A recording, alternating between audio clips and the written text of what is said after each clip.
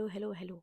तो अभी एक ब्रेकिंग न्यूज़ आ रही है from the honourable Supreme Court of India about the new UGC regulations 2026. Bench of honourable Chief Justice of India Suryakant and Justice Joymalya Bagchi ने notice issue किए हैं to the centre in UGC regarding the pleas challenging the new UGC rules. तो आइए simple भाषा में समझते हैं कि क्या है ये नए यूजीसी रूल्स जिनको लेकर के इतने प्रोटेस्ट्स हो रहे हैं और सुप्रीम कोर्ट को इन पे स्टे लगाना पड़ा।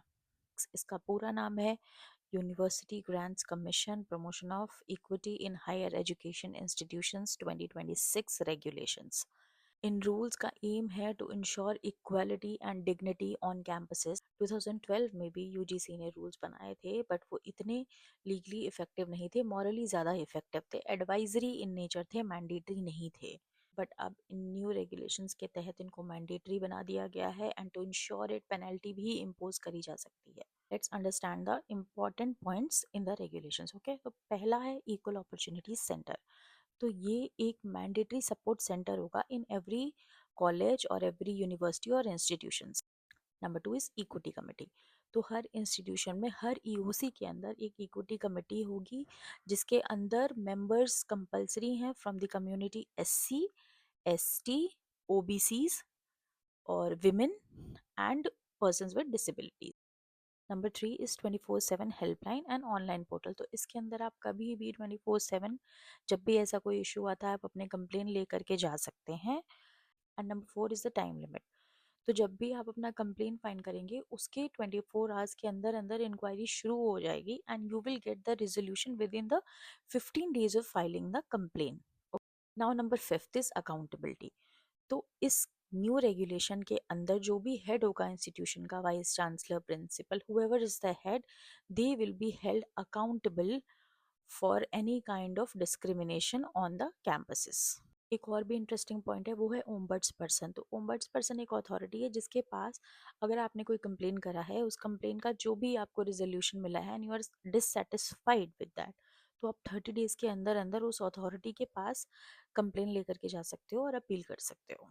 इन केस अगर ऐसा कुछ होता है तो पेनल्टीज हैं। पेनल्टीज में यूजीसी अगर चाहे तो वो आपको डीलिस्ट कर सकती है, रिकॉग्निशन विड्रॉ कर सकती है, नए कोर्सेज आप इंट्रोड्यूस ना कर सकें इसके लिए मना कर सकती है। किसी भी तरह की पेनल्टी यूजीसी अगर चाहे तो इम्पोज कर सकती है। अब ये समझते हैं कि इतने प्रोटेस्ट हो क्यों रहे हैं इस न्यू रेगुलेशंस के अगेंस्ट।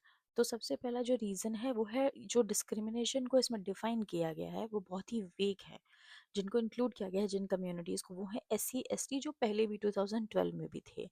ओबीसी को भी इसमें इंक्लूड किया गया है और विमेन और पीडब्ल्यूडी तो हैं ही। तो ये कहना है कि जनरल कैटेगरी के साथ आप ऐसा क्यों कर रहे हैं। आप ऐसा तो है नहीं कि डिस्क्रिमिनेशन सिर्फ और सिर्फ कैंपसेस में एससी एसटीज या ओबीसीज के साथ ही होता है। इवन जनरल कैटेगरी स्टूडेंट्स को भी कुछ डिस्क्रिमिनेशन फेस करने पड़े। दूसरा फियर जो लोगों के अंदर है वो ये है कि क्या होगा इन केस कि इन रेगुलेशंस का कोई स्टूडेंट मिसयूज करे अपने पर्सनल ग्रीवेंस के लिए। सुप्रीम कोर्ट का ये कहना है after listening to the argument कि एक्चुअली प्राइमा फेसाई देखा जाए तो जो लैंग्वेज यूज़ की गई है वो बहुत ही वेग और एब्स्ट्रैक्ट है। सुप्रीम कोर्ट का ये भी कहना है कि जिस तरह से डिस्क्रिमिनेशन को डिफाइन किया गया और जो वर्ड्स यूज़ किए हैं इसकी वजह से सोसाइटी में एक डिवाइड पैदा हो सकता है। It can create a greater divide जिसकी वजह से एक बहुत ही बड़ा इम्पैक्ट पड़ सकता है। ऑल्सो सुप्रीम कोर्ट ने ये भी पूछा कि रैगिंग को आपने इंक्लूड क्यों नहीं किया है रेगुलेशंस में। रैगिंग भी तो होती है कॉलेजेस में, जो बच्चों का एक डेली चैलेंज है। तो इन सब की वजह से सुप्रीम कोर्ट ने न्यू रेगुलेशंस पे स्टे लगा दिया और ये कहा है कि जब तक ये नेक्स्ट हियरिंग नहीं होती है, जब तक कोई ऑर्डर नहीं आ जाता है, तब तक 2012 वाले ही रेगुलेशंस लागू होंगे और वही चलेंगे और वही माने जाएंगे। मैं आपसे जानना चाहूँगी कि आपकी क्या राय है regarding the new UGC rules. Please comment box में अपने ओपिनियन लिखें। Thank you so much.